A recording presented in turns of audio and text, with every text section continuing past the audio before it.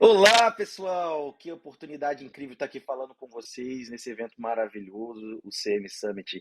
Sem dúvida, é um evento que faz diferença no nosso calendário. Nós da WIS estamos aqui trazendo um pouquinho do que a gente aprende no dia a dia, nos casos, como não sei se vocês já entenderam o que a gente faz direitinho.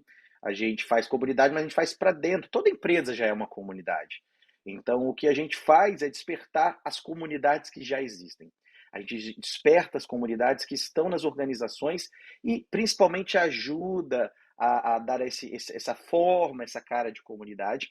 E uma das coisas que a gente faz muito dentro do nosso trabalho é estudar e principalmente aplicar novas técnicas de engajamento. Essa palavra é uma palavra linda, é uma palavra da moda, é uma palavra, quer dizer, da moda não porque ela já tem muito tempo, né, de vida, mas é uma palavra que está todo mundo buscando e até por isso a gente trouxe esse título, Engajamento, a Nova Fronteira, o que a gente está todo mundo buscando.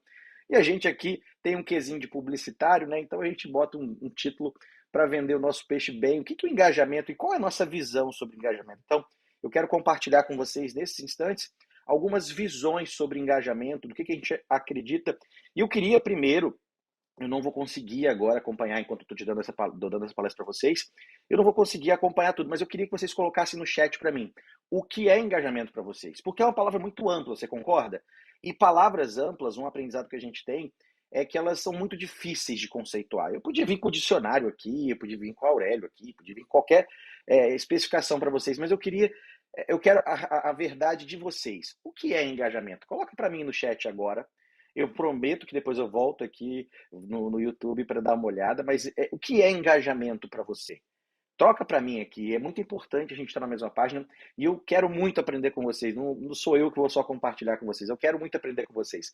Então eu te peço aqui, coloca para a gente no chat o que é engajamento. Enquanto você vai colocando aí, eu queria refletir assim, alguns pontos que a gente traz sobre esse engajamento, né? Que a primeira coisa, engajamento é sobre empatia.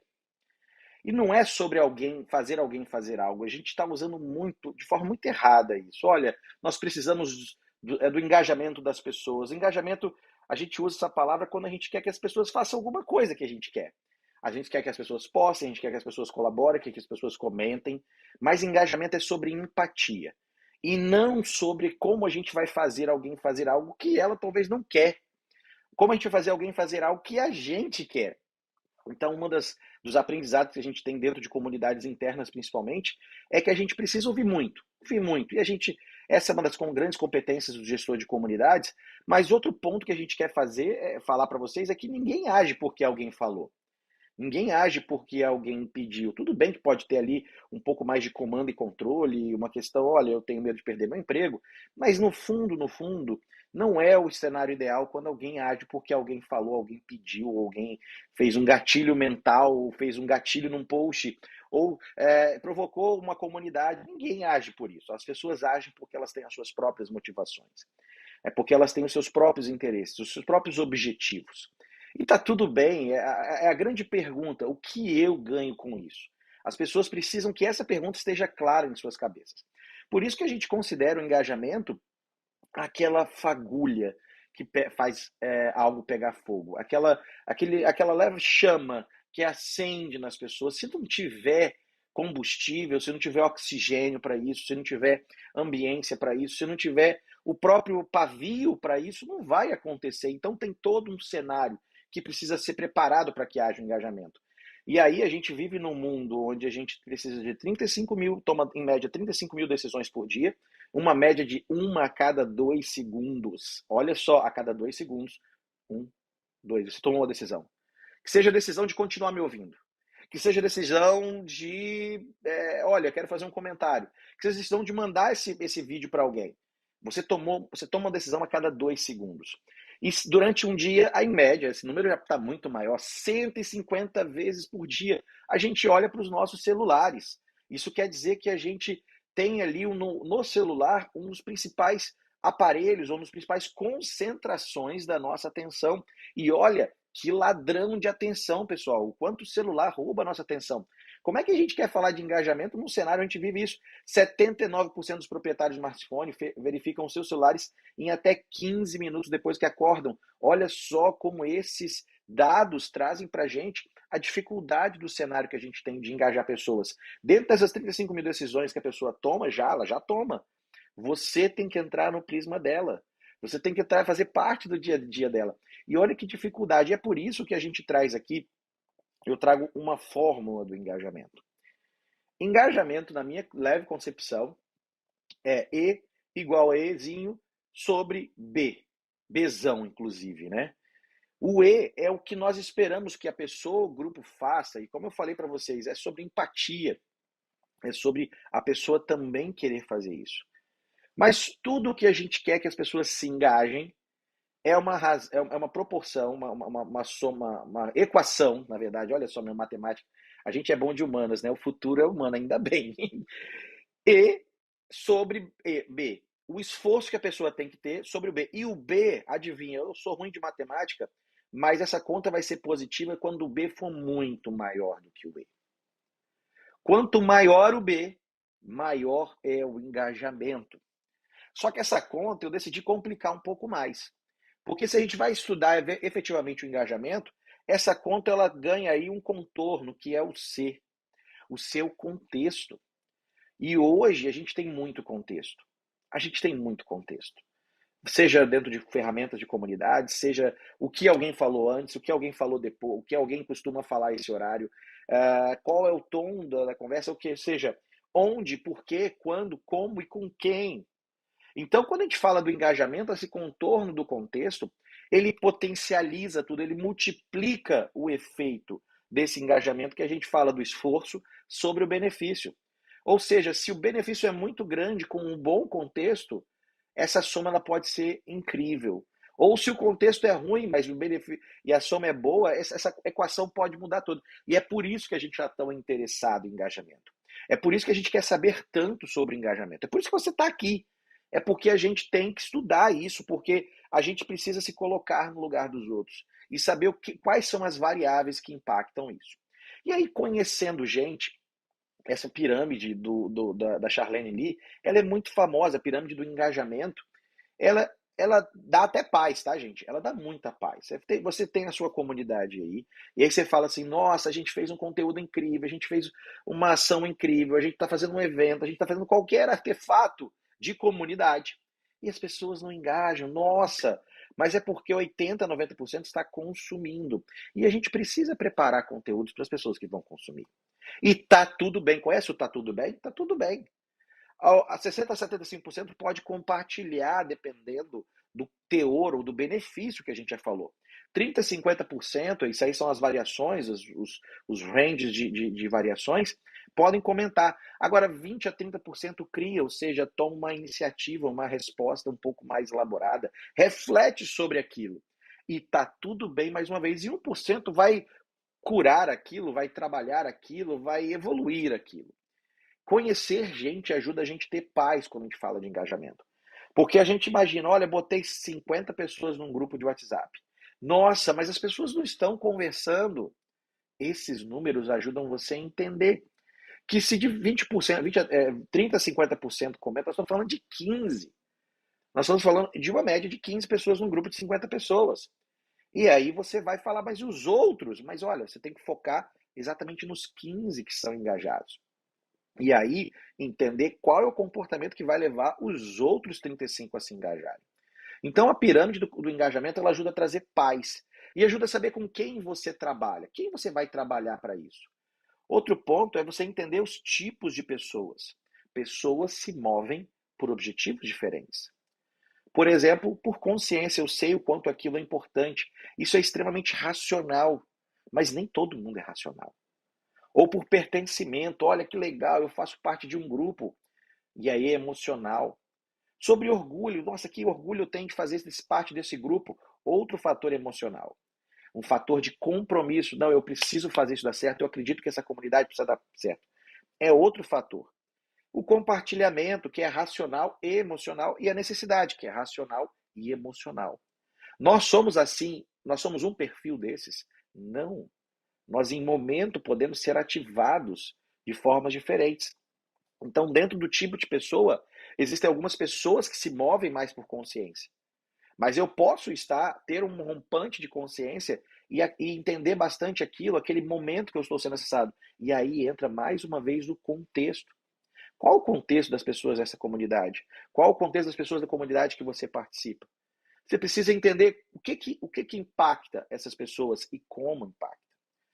E aí, uma das coisas que a gente entendeu aqui na WIS foi de um movimento O2O, ou seja, orquestrado para orgânico. Nas comunidades que a gente orquestra, a gente sabe que as comunidades já existem, são empresas. A gente precisa gerar gatilhos individuais que geram a cultura de grupo. Isso a gente chama de um movimento orquestrado. O primeiro movimento que a gente faz dentro do setup, dentro da implantação de uma comunidade, é o movimento de gerar esses gatilhos, esses artefatos que vão gerar a cultura de grupo. E depois de um tempo, e a gente não sabe qual é esse tempo, são pessoas. Esse tempo pode variar de grupo para grupo. A gente vai continuar uma ação cotidiana, que aí já é uma baixa necessidade de estímulo para um grande impacto. É esse movimento que nós estamos buscando de engajamento, um movimento orgânico. Um movimento que você não precisa botar um gatilho toda semana, porque ninguém aguenta um gatilho toda semana. Ninguém aguenta uma chamada, um call to action forte toda semana. Então, é isso que a gente tem feito por aqui, de orquestrado para orgânico, e com muita métrica, com muito analytics para isso. E na prática, como é que a gente faz acontecer isso? Uma das ferramentas que eu adoro, e ainda é um pouco nebulosa, eu confesso, as pessoas falam, mas como se desenha nudes? Olha, quase que foi um ato-falha aqui, hein? Como se desenha nudes? Como é que se faz isso? Que aí o nudge vem literalmente do empurrãozinho. Olha, essa imagem é linda. É inclusive a capa do livro que ilustra, que lançou esse conceito, um conceito dentro da economia comportamental. Se você nunca ouviu falar disso, basta você lembrar da pandemia, como um X ele era poderoso para que você não tomasse uma ação de não sentar num lugar. Não precisava ninguém te falar, não precisava ninguém trazer para você isso. Você já via um X e falava, não é para eu sentar. Isso é um nudge, é um empurrão que fazia as pessoas se distanciarem. Outro caso de nudge muito legal foi de um banheiro que as pessoas elas erravam muito a mira, né? Coisa de homem, tá, gente?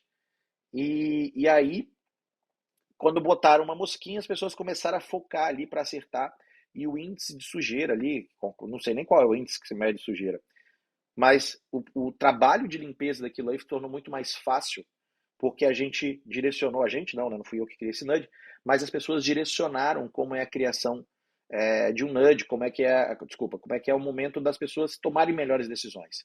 Existem outros casos muito legais, as pessoas pararem, apagarem seus cigarros. A gente fala muito das pessoas não fumarem, mas se só essas pessoas diminuírem o seu consumo de tabaco, já é uma coisa boa, né? As pessoas diminuírem o quanto elas fumam, e para diminuir, no caso aqui, foi para votar.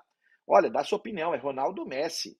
E aí, se você coloca isso num Brasil ou numa Argentina, realmente as pessoas vão abandonar o cigarro, vão demorar um pouco menos do cigarro.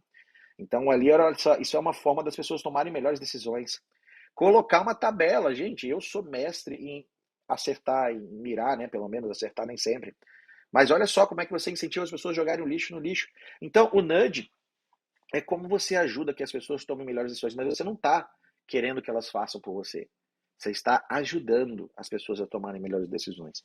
Eu tenho certeza que as comunidades de vocês são muito úteis e relevantes para as pessoas. O que a gente pode pensar de formas que a gente ajude as pessoas a seguirem o melhor caminho? Não é um hábito fácil. Esse caso, por exemplo, da rua, os motoristas eles aceleravam porque achavam que eram blocos por causa da perspectiva tridimensional. As pessoas diminuíam, os motoristas achavam que ia bater no bloco, mas era só mesmo uma faixa de pedestre para eles pararem. E aqui, para você consumir menos papel, o que causa interessante de você ver ali o quanto está sendo desmatado. Isso são nudges, são caminhos que você ajuda as pessoas a tomarem melhores decisões.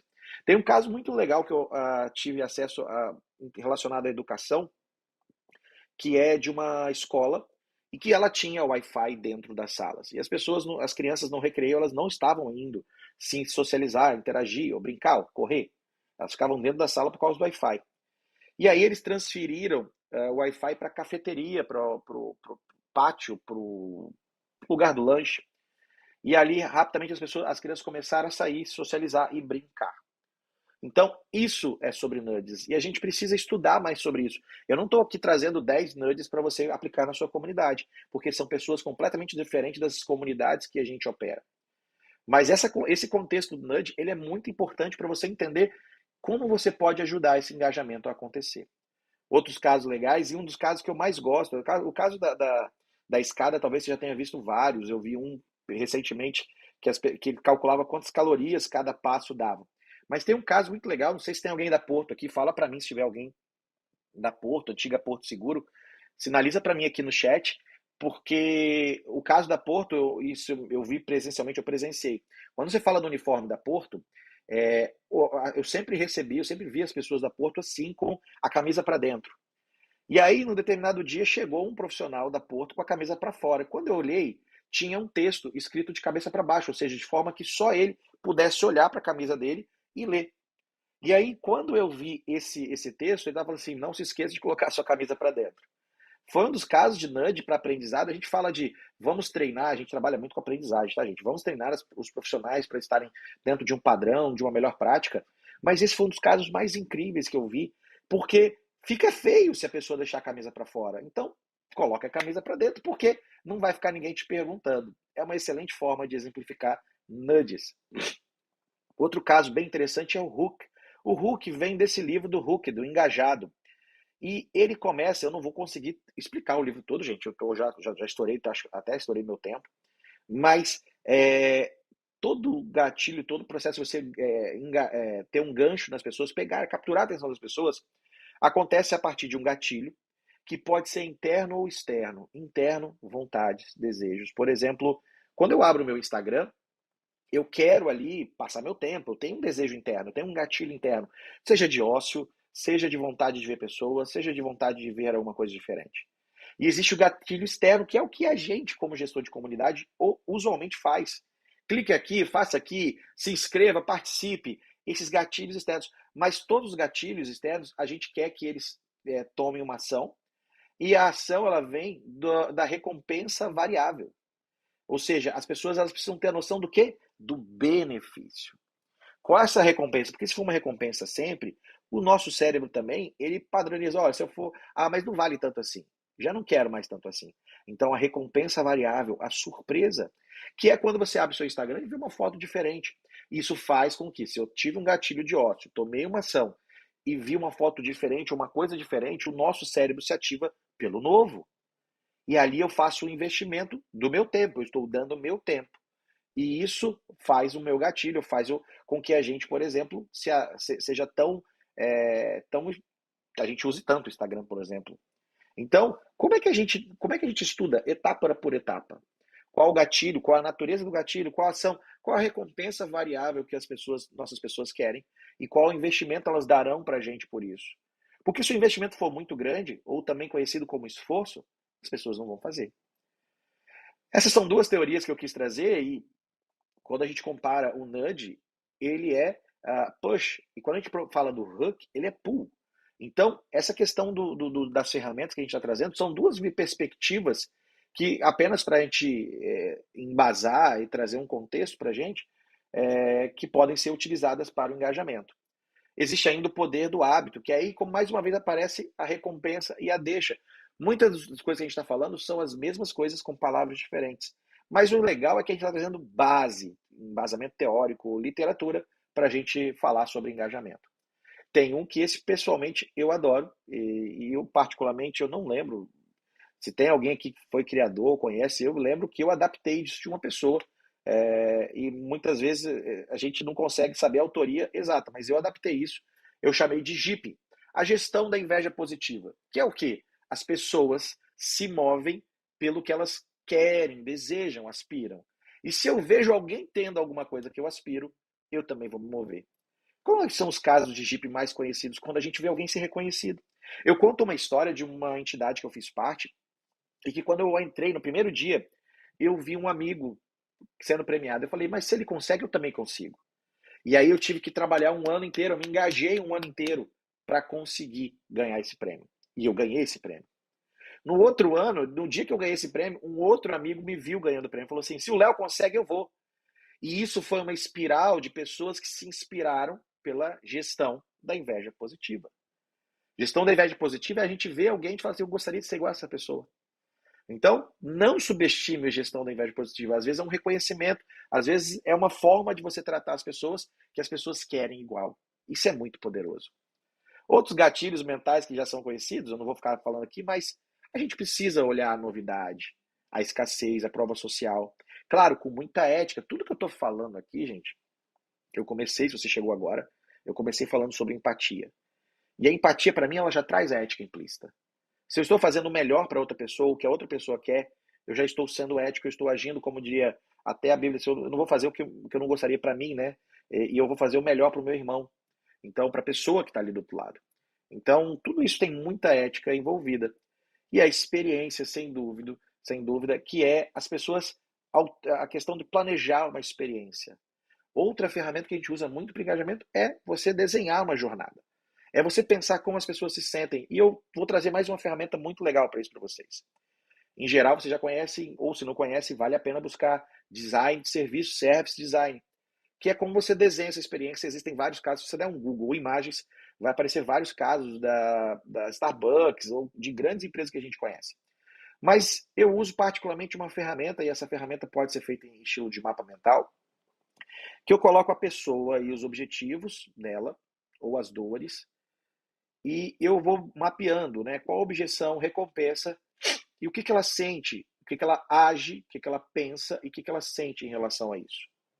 Essa ferramenta, quando você faz estilo de mapa mental, eu fiz um recorte aqui, mas você pode explodir isso em várias opções.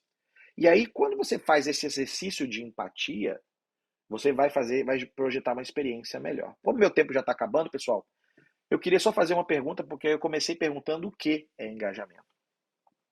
Mas eu queria te perguntar, para que engajamento? Responde para mim no chat. É uma pergunta reflexiva, porque por que a gente está querendo engajar as pessoas? Essa pergunta, ela desbloqueia muita coisa na nossa vida. Essa pergunta é muito importante.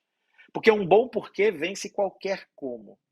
Se nós tivermos porquês genuínos, se a gente tiver objetivos louváveis, coisas boas para as pessoas, elas vão fazer. Então, no fundo, nós estamos falando, mais uma vez, de um futuro humano, de um futuro das pessoas. E esse é o foco. A gente pode usar técnicas, ferramentas, não tem problema nenhum, mas desde que a gente foque no futuro humano. O engajamento é sobre empatia, como eu estou repetindo para você, e não sobre você fazer alguém fazer algo. É isso, pessoal. Descubra o que as pessoas querem, crie soluções melhores e faça pessoas felizes. Essa é a minha mensagem final. A mais importante de tudo que eu falei aqui. Porque esse é o nosso trabalho. O nosso trabalho é ajudar o potencial das pessoas a serem desbloqueados. E a diferença entre o ordinário, o dia a dia, a prática que você faz já, aquela mensagem que você manda, e o extraordinário é um pequenino extra. É isso que vale a pena você focar no engajamento. É por isso que vale a pena você estudar isso. E eu agradeço a sua atenção, agradeço ter feito parte da sua história. Me segue no Instagram, segue a Wiz no Instagram, vai ser um prazer a gente conversar. Me traz um feedback lá no meu Instagram, por gentileza, o que você achou dessa palestra, eu vou ficar muito feliz de receber. Pessoal, muito obrigado e até o próximo encontro. Devolvo a palavra para o Emiliano. Emiliano, segue com tudo aí, irmão. Um abraço.